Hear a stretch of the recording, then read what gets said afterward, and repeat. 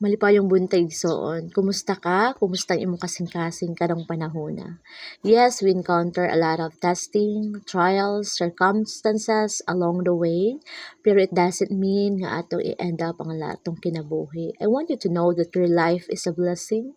Your life is precious.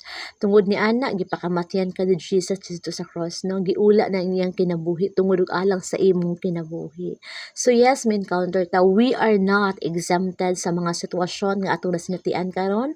Pangit man ni, sakit man ni, pero one thing is for sure, igsoon, we have a living God who is greater, mightier, and bigger than any of those problems. All we have to do is to surrender it to Him. Ingon siya sa Matthew 11:26. 11:28 ana siya, duol kamo kanako kamong tanan nga nagikapuyan o gibukatan sa inyong gipas-an ug papahulayon ko kamo. Nindot ang iyang saad igsoon nga dunay kana bitang natay at peace makapahulay ta sa presensya sa Ginoo.